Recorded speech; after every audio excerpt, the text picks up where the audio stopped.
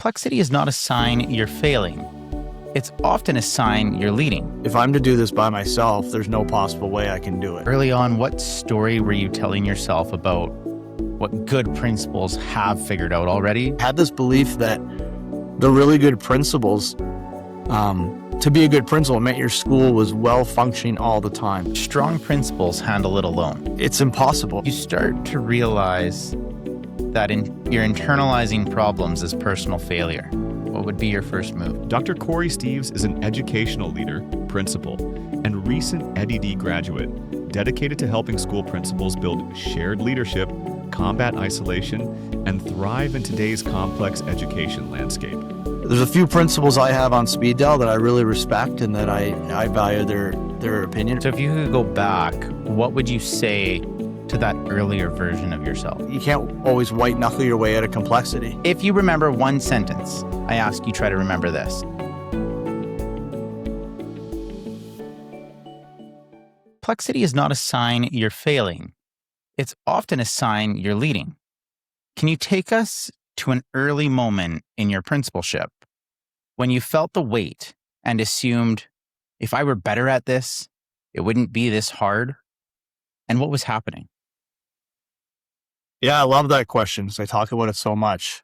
I would say in the first year of as a principal, after being a vice principal for a few years, we were starting to put together some innovative, some experiential programming in our school, and one of the programs we were putting in, I had no background in, but I knew the community wanted it and needed it, and I just felt, if I'm to do this by myself, there's no possible way I can do it. And I need a group. I need a network of people to make it happen. And so there was that. That was probably the part of it. And then just early on as a principal, that was a question.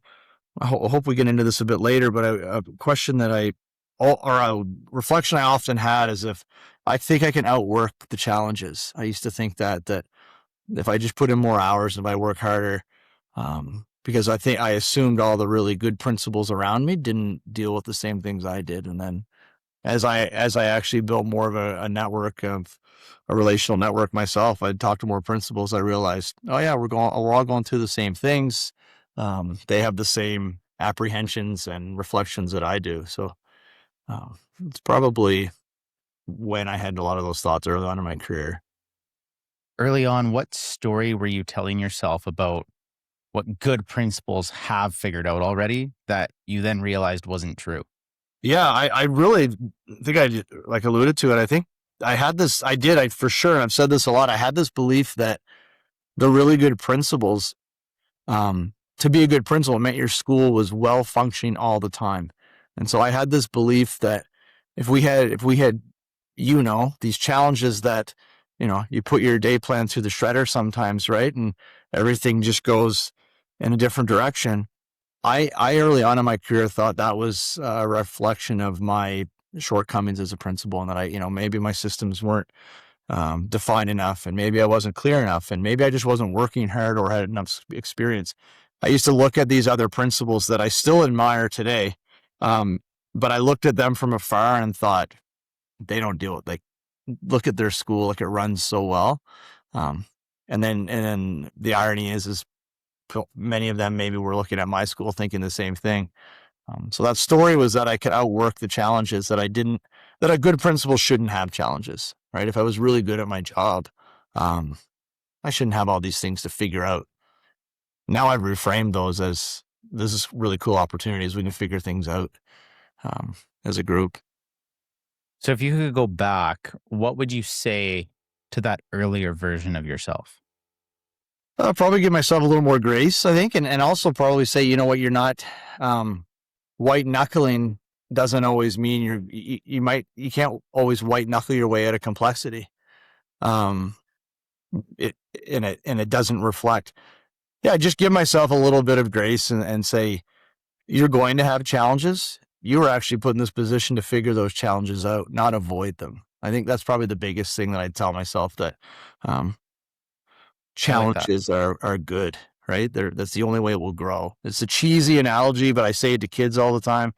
no muscle grows without tearing it, right? And so no school will grow without digging into the challenge. But for a long time in my career, I thought, let's just play it safe so we don't have any of these challenges. And we'll just all be happy and everything will be great, right? And then you realize you're going to have obstacles and challenges and complexity regardless. Your honeymoon phase dwindles out, and what's left after Right? if you haven't Yeah. done anything with it, right? You're Yeah. in big trouble. Later, I want you to teach a method for intentionally reflecting on networks of support, because that may be the missing lever for principals leading in isolation. Today, we're with Dr. Corey Steeves, a school leader and doctoral scholar focused on helping principals lead innovation and navigate complexity without doing it alone. This episode solves a real problem: principals leading complexity in isolation. The purpose is to help you reframe complexity and identity networks of support. If you remember one sentence, I ask you try to remember this: you don't need to carry the load alone. Corey, welcome to the Elemental Educator podcast. It is my pleasure to have you here today. Thanks, Tyler. Excited, honored to be here. And I know last time we tried to connect, we were ready to go. Both of our kids, it was not cooperating. So we've got the kids in bed. We can rock this as long as we want to rock it. I'm ready to jump into our first segment. So let's get in to Grounded Moments. 3, 2, 1.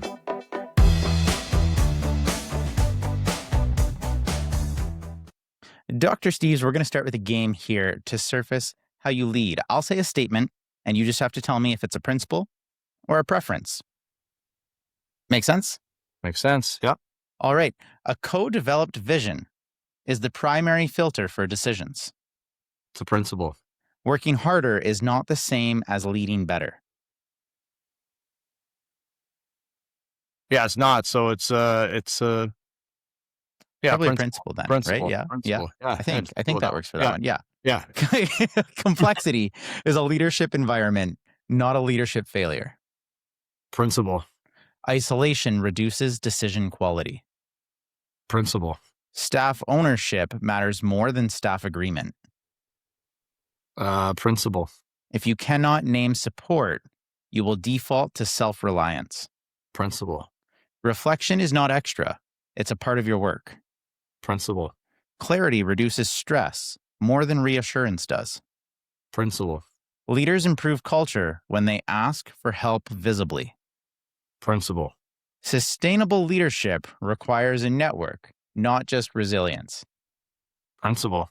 There we go. That might Easy. be the Yeah. first round where everything was a principle for somebody. I've played rounds where everyone's been preference. This is the first one where everything was Like, principle. is there a trick here? What's the catch? But yeah, those are principles with the capital P. Like those are absolutes, and yeah. Tell me why.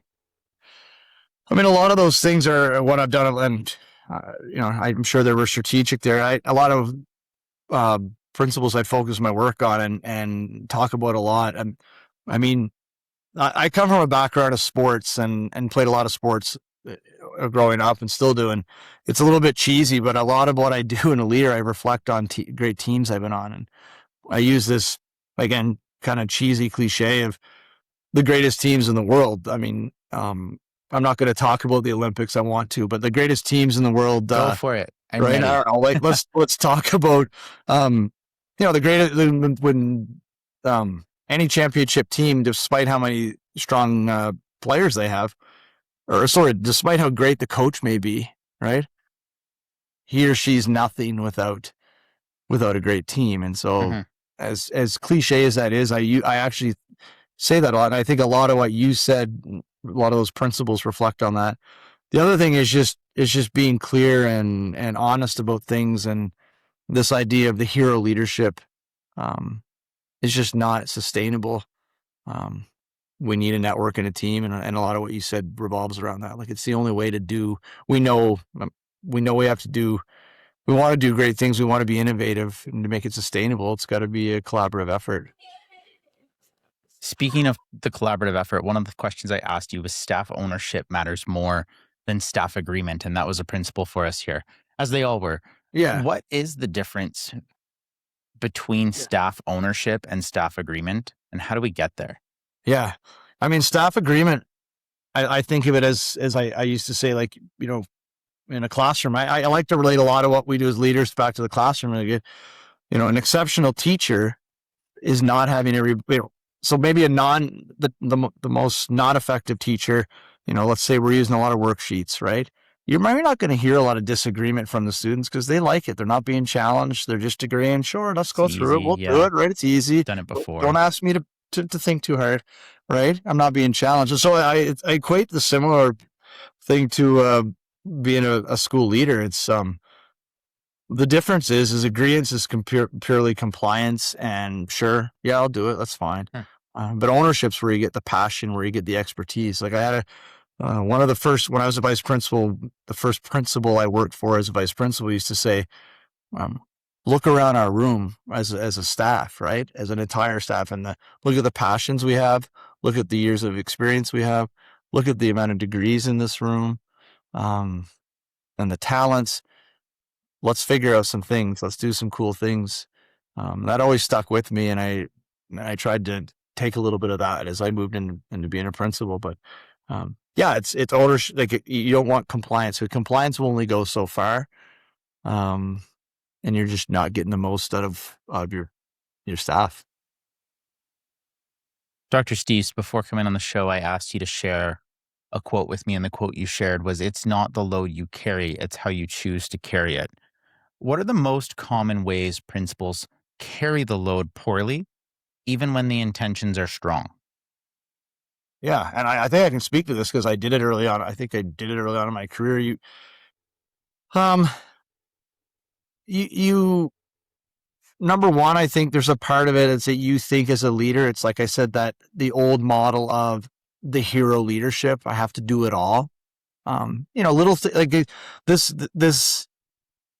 Like, I'll be honest, there were times where I thought, I had to make sure, how do I put this? My vehicle needed to be the first one in the parking lot in the morning and the last one in the parking lot in the evening, right? And why? Well, perception. I wanted to be seen as the hardest worker in the building. And I still pride myself on my hard work. Like I believe in hard work, but that's the mindset that I think a lot of us have that I'm going to be the one that's going to, I want you to know I was here at 6:30, and I want you to know that I worked till 9. Like just that idea, those types of things. And then just putting on this, if let's assume we already co-developed the vision, maybe we didn't, but once that's done, all the initiatives coming from me and from my direction, and we are going to do this, and back to that compliance, right? And it just doesn't, allow for that trust to build, and that trust in each other to really flourish and come up with some really innovative ideas for kids. Isn't it kind of what we're funny? really trying to do. Because if you're actually working harder than people, you should be there less. Yeah. Right. Right. And like, yeah. And well, I equate it this comes right back to, again, I some people may say this is making things very simplistic, and in some ways it is, but I find it helps me wrap my mind around things when I compare it back to a classroom setting.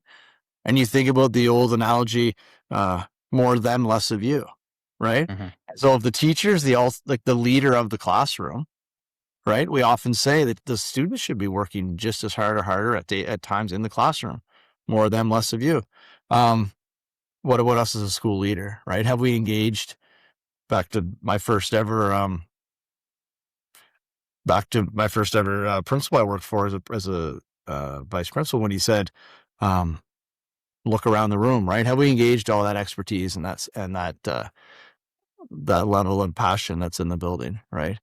And I have a real passion for experiential learning. I don't know if we'll get into this later, but if I'm okay to go on about it for a little bit.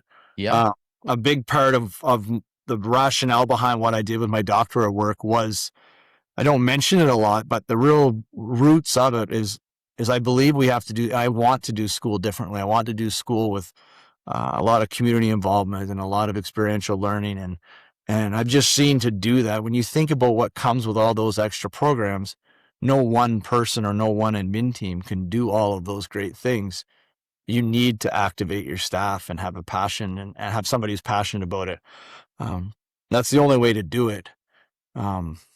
in my mind, right? So yeah. Now, Corey, my leadership team is reading a book called Culturized by Jimmy Cassis.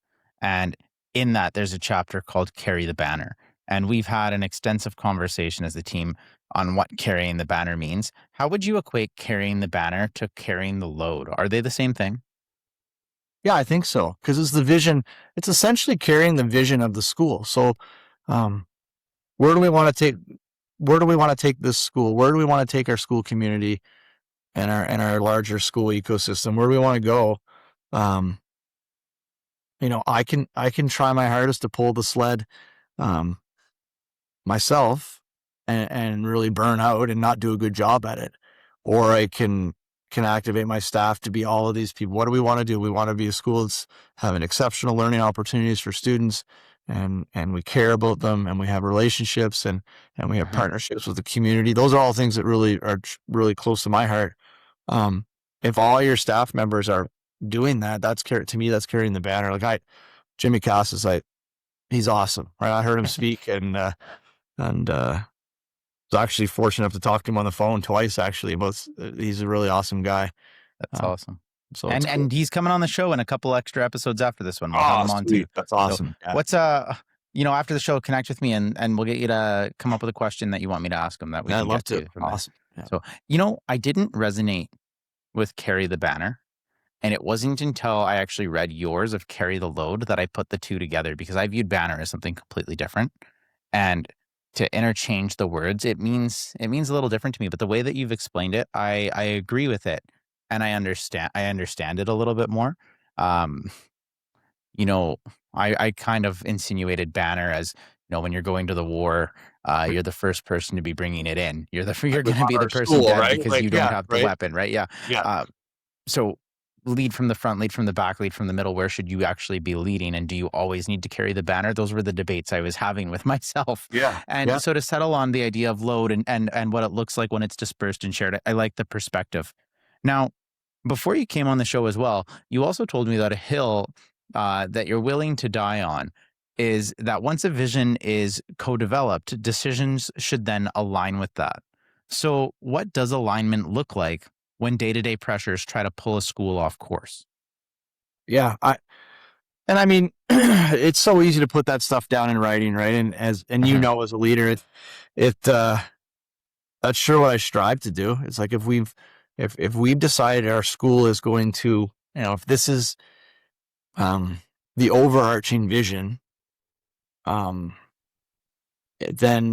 I just believe our decisions, it's really if we're really clear and it's truly co-developed. Obviously everything in life has nuance, especially we talk about complexity, and it might not be a linear line, but like it's done two things. I believe it's created more clarity around decisions and with staff, but it also, I do. Is it a hill to die on? Yeah. If this is what we said we need to do for kids in our school and our community, then our decisions should be in line with that. Mm-hmm. And if they're not, then we have to really reflect, right? Like, whenever we face that hill, there's always adversity that we have to stand behind. So we're going to use that to jump into our next element here, and let's get into headwinds and tailwinds. All right.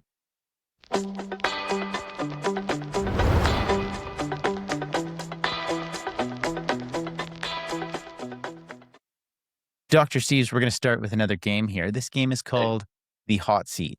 So how it works is I'm going to give you a scenario, and I just need in 15 to 20 seconds, the first move you would action given the condition. Okay. So a staff issue lands late on Friday. What would be your first move? Yeah, I'm going to talk to that staff. So the staff issue, I don't know what it is. Assuming I've talked to that staff. 15 seconds. There's a lot of nuance in there, but I'm going to do my best to talk to the staff for sure. I don't know what the issue is about. I would still try to tackle it before the weekend. And talk to, if there's another party involved, I'd still try to before 5:00 on that Friday. I'd like to touch base, to really know where we're at. There we Yeah. go. Conflicting expectations from stakeholders come forward. What would be your first move?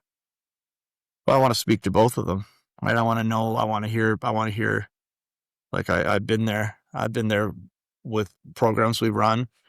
Um, I want to speak with both. Have a really good chat with both stakeholders. I'd like to make the assumption that leading up to that, if I've done my job well and I've been clear on our vision as a school community, that we built a relationship so we can have that talk. Resistance is rising, and you feel an urge to push harder. What should you do first? Well, one thing I always do, I would talk to a couple of staff. I would just be sincere and I notice this is happening. Can you fill me in a little bit on maybe what I'm not seeing? What's going on? I noticed we've been trying to go with this literacy initiative, and I'm feeling quite a bit of pushback. Can you help me understand better the perspective of the staff? And then that would be my first move. Mm-hmm.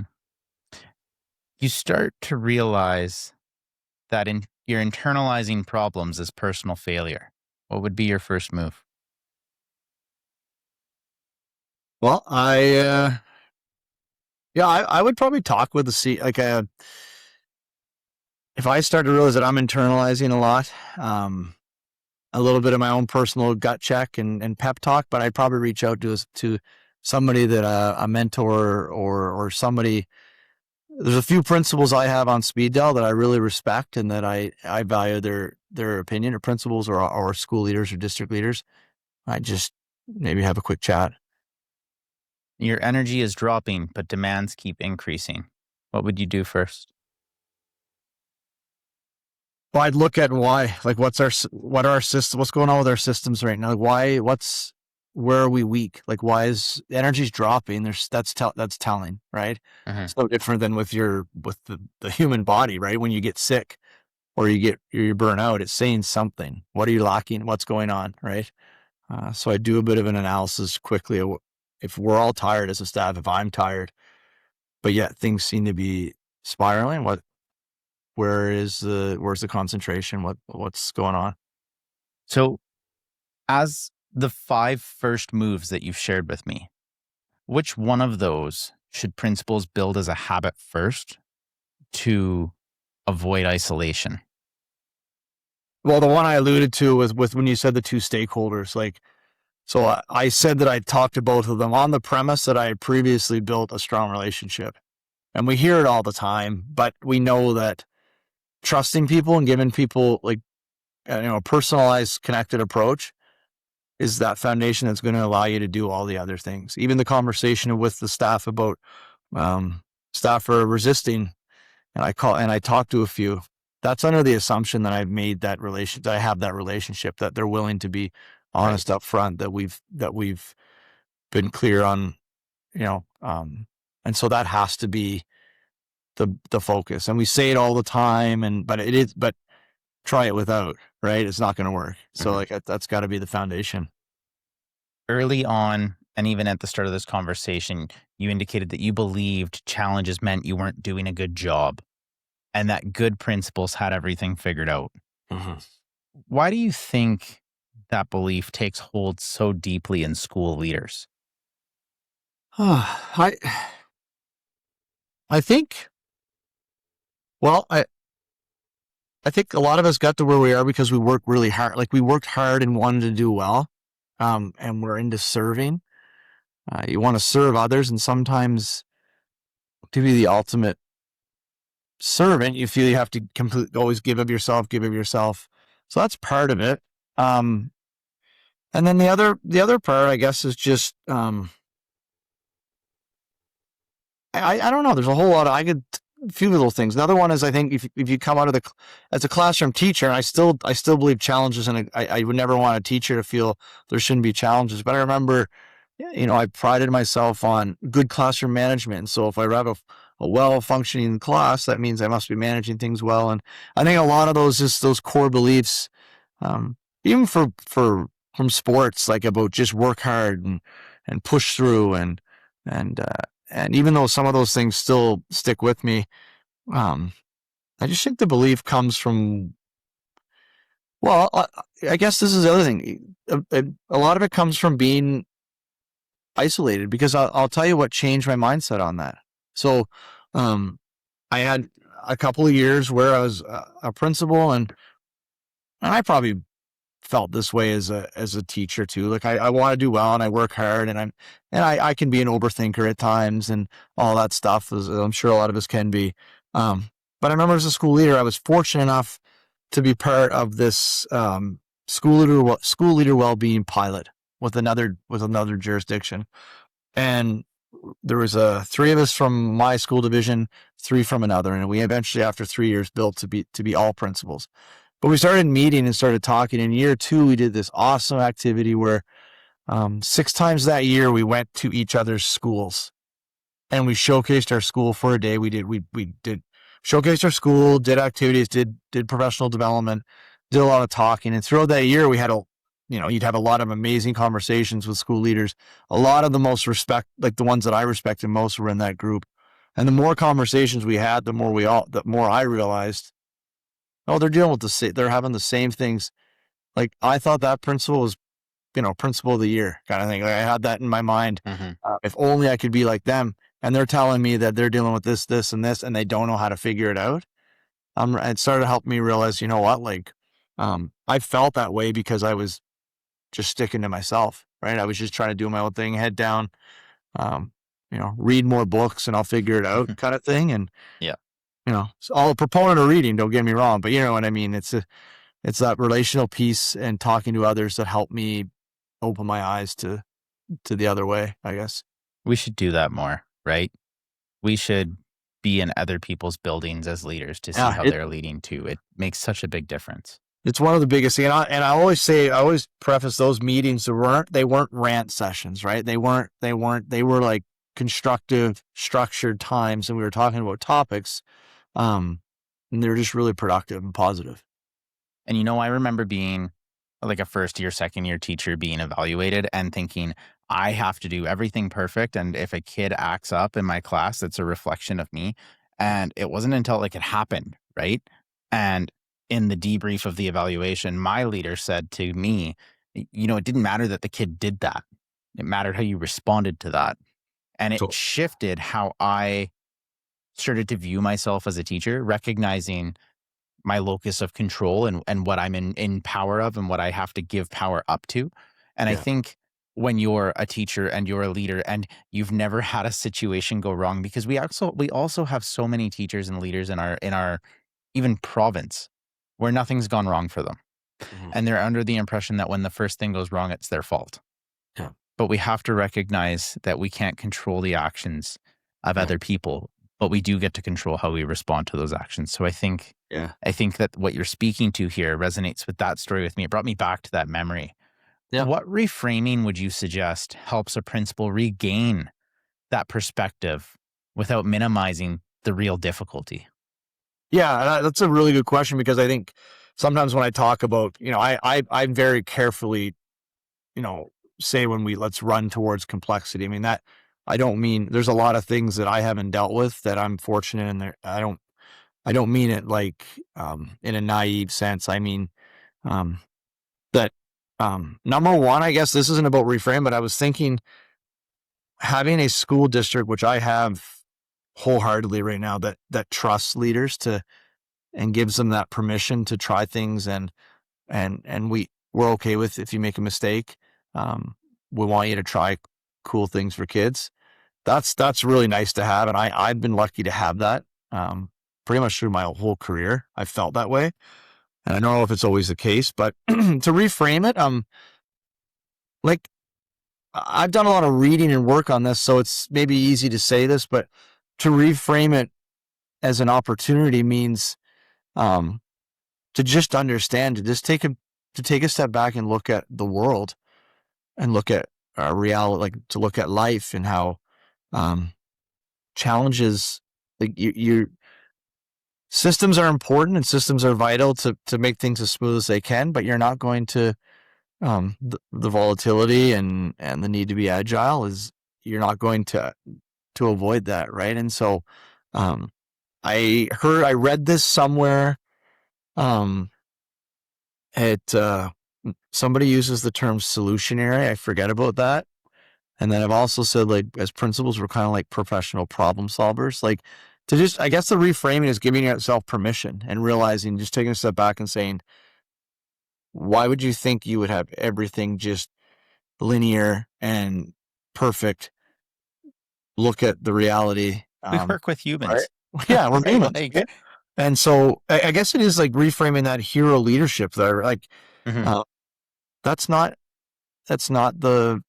the way that's going to move innovation, and that's not the way that's going to be sustainable. And reframing it as challenges. I'm back to the cheesy analogy that helps me because I'm a sports person. Like, no muscle in the body is going to grow unless it hurts the next day, unless it's, you know what I mean, unless you tore it, right? Like, there has to be some resistance and some challenge here and there for us to grow a little bit. And that's how you're going to grow. And just, again, I didn't always think that way. As I said, like, I was almost, a little bit, you'd be embarrassed, right? You just think that, like, oh my goodness, like, how do I develop a better system to not have this ever happen again? And it's like, well, the human was going to do it. The human was going to do it. But how are we going to respond to it when this happens? Like you said. So, it's not easy. It sounds easy when we talk about it, but just being easier on yourself a little bit. Dr. Steeves, I looked up common misconceptions that people in leadership, specifically in school leadership, tend to ask and say to themselves. Mm-hmm. And so I want to give you one of the statements. I'll give you a couple of the statements that I found that popped up in this search, and I want you to flip the script on it. So it's going to be negative because it's a belief that somebody's brought in that has actually asked themselves this, and I want you to reframe it for me, as that's been our theme here, into something that's a bit more opportunistic, maybe optimistic in the setting, okay? Yep. So the first one was, if my school has a problem, I must be failing. Yeah, I mean, to reframe that is, you could say, what is the problem? What's it telling us? And, now we know. We have an opportunity to fix it. Right? Mm-hmm. It's the only way, right? Because if we ignore the problem, right, it's not going to go away, right? And I guess even just this is, reframing it as challenges versus problems too, right? Like, I try to do that. Like, it's not easy, like I said, but yeah. And again, back to that, what we talked about a little bit before, it's take a step out of the school, right? And look at life, look at your own life and say, well, we're going to have, like, how could you not have challenges, right? And so why would a school with 1, 2, 5, 1,500 humans be any different? Right? Let me give you another one here. Strong principles handle it alone. Yeah, and you want me to reframe that, you say, and to be a positive? Or just or even, like, what's the truth on this? Yeah, the truth. I mean, strong principles handle it alone. It's impossible. Like, and again, I could talk I spent 3 years reading about this, so I could, lots of research around that. But that's not really what people want to hear. It's, what teams ever won alone. Like, we've all heard it, but really, what teams ever, the greatest coach, and you're not going to win if you don't work as a team. And or the greatest skater or player, right? Yeah, forward, right. Like Sidney Crosby. I'm not sad that Canada lost or anything, but yeah, right, right. Like, it's yeah. You notice that I'm not, when I talk about a great team, there's one I'm not speaking of right now. I can't. That's right. I can't say it. Yeah. Right. Yeah. They're a great team. But a good team, but I was upset. Yeah. But yeah, it just that, like, when you look at all the things that schools have to do, first of all, another thing is, like, ego. Like, I'll be 100% clear. I probably had an ego early on. A lot of that, like, it's all on me, is a little bit of ego. I did as a teacher for sure. Right? Like, this is reflective of me and who I am. And I'm probably not always great at dropping the ego. It probably slips back in here and there, but I really, Always will. right, for the last few years, really tried to be like, this isn't about me. This is Mhm. about school. And so if I think I can carry everything for this school, wow, like what an ego I have. Mhm. And I'm not going to look at all the people around me, work with all these, passionate, amazing educators that have so much to offer. And we're not going to, so that's really, the truth that I see around that. It's the ego and just the idea of, and it's going to lead to one of two things. You're either going to, we hear so much about burnout. You're going to eventually burn out because you've been trying to do everything by yourself. That's right. Or you're going to find a way to survive, which is not going to be conducive to a growing school, right? Uh-huh. You're going to end up having to kick back and not do hardly anything because you're so burnt out, and then your school's not going to move forward anyway.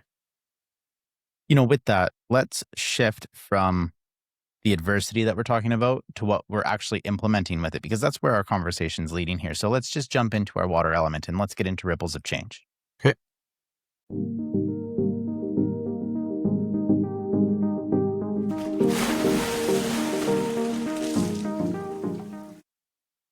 All right, Dr. Steeves, we're going to get into our third game here.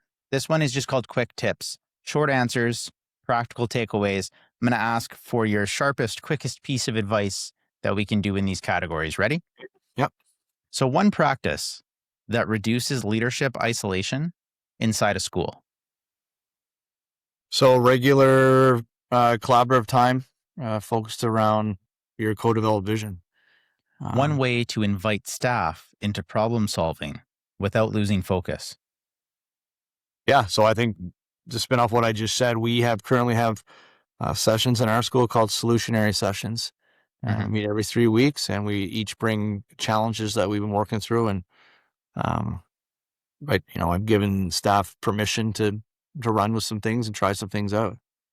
One method to turn frustration into productive dialogue. Build the relationship first, so you can sit down and actually have a talk. Like, what we're frustrated, like, let's try to figure it out. And open communication, but you can't have true open communication unless you've built trust and built a relationship. One way to keep solutions aligned to the shared vision. We have I'm sure most principals do. We have a weekly news, Sunday evening newsletter that goes out, or my own kind of list of things called the Collegiate Courier. And in there, I put a short little half-page PD or like snippet of something I believe is conducive to continuous growth, and it's always aligned with our vision. So like our vision or our school goal, and so it may get to an annoying part, but people are pretty clear on what the goal is and how these little bite-sized chunks align with our goal, and it's compounding over time is my belief with that. And one question a principal should ask weekly to stay grounded. Well, I think I have a process of some questions that I ask every Monday morning, and one that I leave at the end. And you said at the end of the week. At any point. Yeah, I mean, just how are we with how did the week go in terms of our vision? If this was the end of the school year, where do we leave things off, I guess? And maybe also just to cheat and throw a second one in, but how am I doing right now? Like, how do I feel about the school? Because as a principal, let's be honest, we always really know how the school's doing, I think. Sometimes we may try to, we may try to ignore it at times, but we really know, we have a good sense of how things are going. So just be reflective on that. And if it's not, then instead of saying it's my fault, it's like, okay, let's take a look. What areas need some attention? We've talked a little bit about solutionary, and you've embedded solutionary sessions with your staff. Let's use some time here. Can I get you to explain what exactly a solutionary session is and what problem were you trying to solve by embedding them? Yeah. So yeah, it's nothing fancy. It's literally it's very similar to a traditional collaborative, maybe like CRM or something. Only we don't come discussing a specific student. It's to discuss a specific challenge that we're facing with in our school or in our own courses or whatever. And so staff come and we just run through a simple process. We have a system we run through where staff presents, here's a challenge that I feel exhausted about. Like I feel like I've exhausted just about everything. Um, and then we just put our heads together in small groups and try to work through it. And then again, leave with an actionable, what's one item, what are we going to do in the next 2 weeks to report back with hopefully some success. What am I trying to achieve by that? One of two things. I always want to have structures in our school that are conducive to continuous growth. That's the main thing. Like I want us to be continuously reflecting and growing as a staff. And they're not long. They're no more than an hour. They're not meant to be, very intense, but it's like these will build up over the year, 1, 2, 3 years that we've had these meetings. And come with a mindset, like the norms are very clear around, come with a solutions focus, like growth mindset. What can we do? Probably no surprise. One topic that we've talked about a lot lately is assessment and AI, right? And I actually would say that because of those meetings recently, I feel really confident we're heading in a direction with some progressive assessment ideas that I'm really excited about. I wouldn't have been able to come up with all that by myself. I had an idea that we should do it, that we need to do it. I had a few ideas.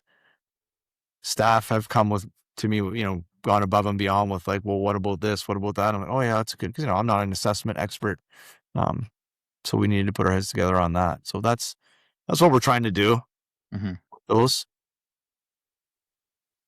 When principals say, I don't have time, or teachers say, I don't have time for a collaborative process, because that is something I hear a lot, actually, not where I work, but just from people I interact with, is it takes so much time.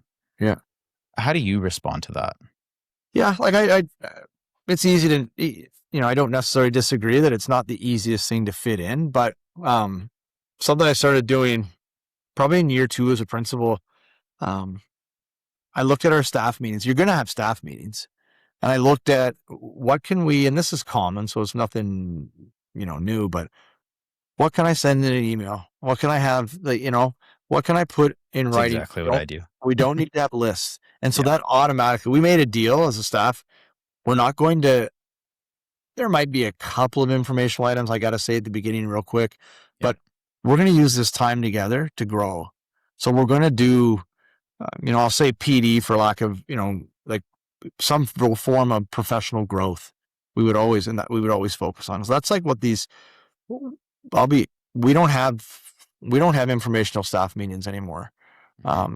We have very frequent, communication that goes out, and the expectation is that you're reading it and going through it. And, we use the time we can meet for like growth and for learning together. Right.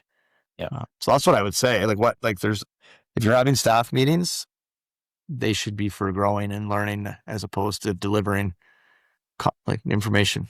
And I try really hard in mine to make them when we need to have a conversation to reach a decision, like picking a date for something rather than me imposing a date. We're going to use our time in the staff meeting to actually meet, gather, and have that conversation. And what does it look like? And share from that standpoint. So I agree. If it can be read, put it in an email and just let people read it.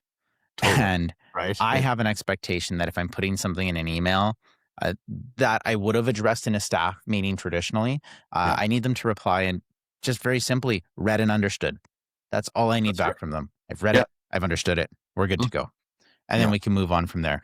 We've kind of switched. That was a shorter segment, but we've kind of switched from talking about the change process itself to the decisions we're actually making. So let's just jump into that last elemental segment. Let's get into spark or burn. Okay.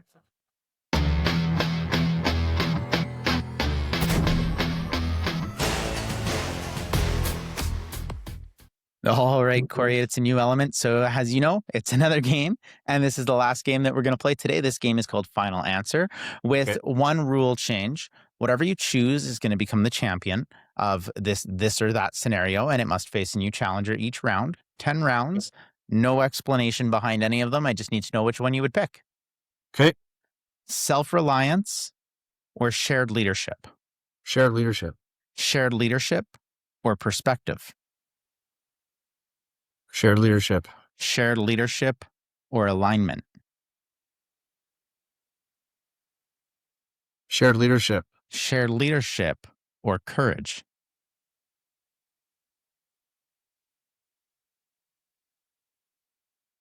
Shared leadership. Shared leadership or stability? Shared leadership. Shared leadership or belonging? I want to explain myself.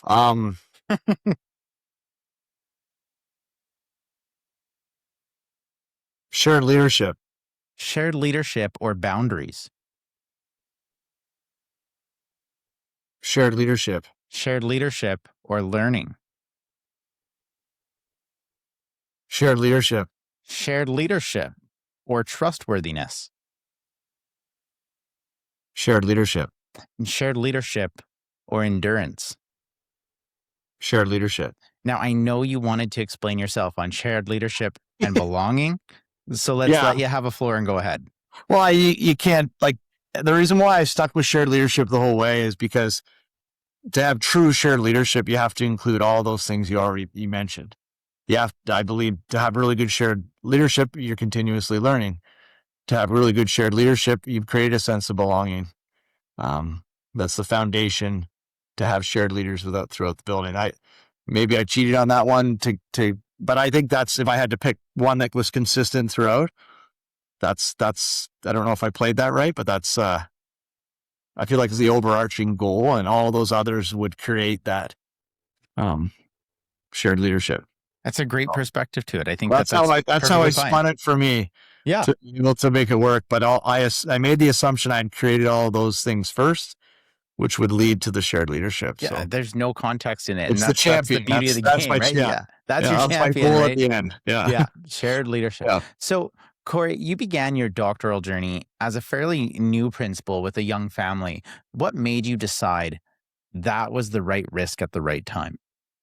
So I'm fortunate to have a really awesome superintendent that kind of knows how to push us to really be the best we can and give and trust. And so we had some conversations, and I started to think about it, and I thought this is going to be difficult whenever I do it. And I remembered my master's, how it went through, and I said, 3 years is going to pass no matter what. So I'm going to just dig in. And I thought my spin was a young family, was so young at that point that I wanted to be finished and ready to start, working with my doctorate and the research I did. I want to be done before they were older, right? And when they were they were really young, like 3 and 5 and 2 and 4 and those types of things. So I wanted to be able to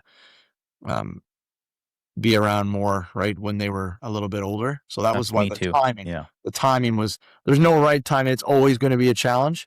Mm-hmm. But I just believed that I just had to make the decision to do it because you got to start. And so kind of 3 years later, woke up and it's done. And I was, never would have done anything differently. And congratulations for that as well, because it is. Thank you. It's not really a testament. What I've learned in the process of mine is it doesn't mean you're smart. It just means that you were able to work hard for a long period of time and push through something. Yeah. That's what I always say. tell people this all the time. Like there's a really good friend of mine who's a vice principal, and I tell him all the time. I said, he's a really smart guy, right? And I'm like, what I did isn't smart. It's not like that I'm some intelligent genius. It's like I was willing to grind. There was a lot of 5 a.m. mornings here, right? That's exactly it, right? Right? Like I was willing to go and do in-person residencies, and I'm willing to miss a couple of moments in my life to do this, right? Like that's all it's really saying is I'm willing to give some sacrifice for it. Yeah. So, and my family was,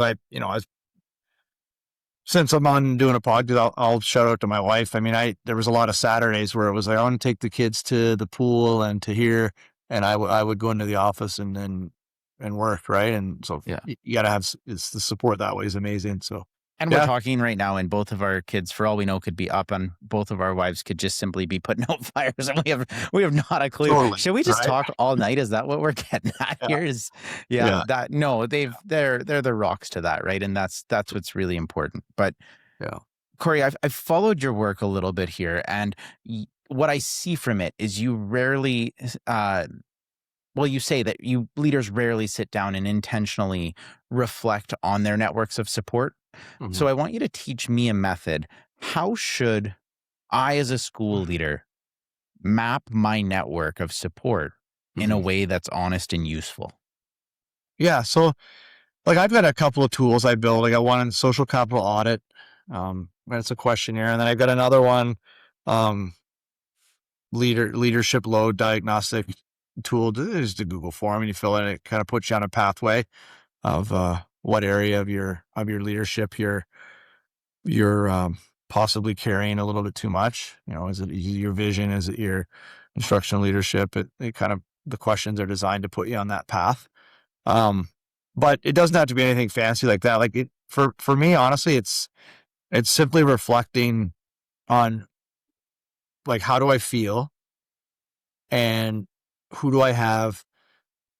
Like, I actually write names down. Like, who do I have that I could, it's not like what I'd say a support network, because that's sometimes where it gets misconstrued. There are school leaders that I call, but it's also in the building. Have I built enough support that we can do what we want to do in line with our vision, right? And actually write down, where are we with our vision? We talk about our vision a lot. In any school I've been at, we revisit and reflect on our vision a lot. And so I reflect on, if we're having talks around where we're heading as a school, and the conversations leading around, like, I don't think we can do that, but we know we really should be doing that or want to do that. Where are we lacking in terms of our network of support, right? So like a network of support for a principal, there is an element. There are a couple of principals that I know I can call. Back to that early question you asked me about, like, if I just need to if I feel like, if I'm internalizing it, there's some people I call for that. But then who do I have in the community for this or for that? Like, I think about one of the bigger programs we ever built at the first school I was a principal at. Like I said, I had no knowledge on the topic. It was rodeo related. I knew nothing about rodeo at the time. How could I start a program related to that? But it was very in line with the community and I needed to have all kinds of people in different areas that helped me carry that leadership load, right? And some documents had my name at the bottom, but let's be honest, it wasn't me, right? It was the whole group that put it together. So just really like back to the original question, we talk about being intentional with getting into classes. We talk about intentional with all of those things. We need to be intentional about identifying, have we built a network of support and capacity around us to really run this school and to drive it where we want to. That's really what it comes down to, being intentional. Corey, our previous guest left a question for you, not knowing you were the next person coming on the show. And the question they left for you was, what experiences have you had where you have been able to take somebody who is a serious resistor and turn them into a cheerleader and ally. How did you do it? Yeah. I'm trying to think how to frame this, but I involved them. I went to them early, and asked for something of them. Like, uh, I really like how you do this. Could you help me with this? And that helped me build some trust. I clearly, I was being strategic when I did that, because I knew there was some resistance, and it was about something else. But I was like, this is an area where you're really, really flourishing. I need someone I wanted you to help me with this project in the school, and just started to work a little bit with that. That's probably one, like, really focused, really went all in on the relationship and showing that they were valued and that they had something of value. And I felt like, with the area that I was getting, knew I was going to get some resistance. I didn't really get it in the end.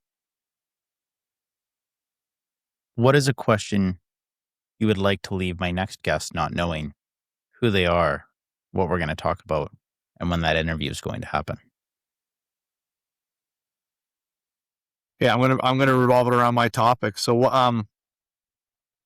what's a decision? What's a fairly big decision you've had to make in your school, that required you to consult with, or work with multiple members of an ecosystem, or members of a network, and how did that go?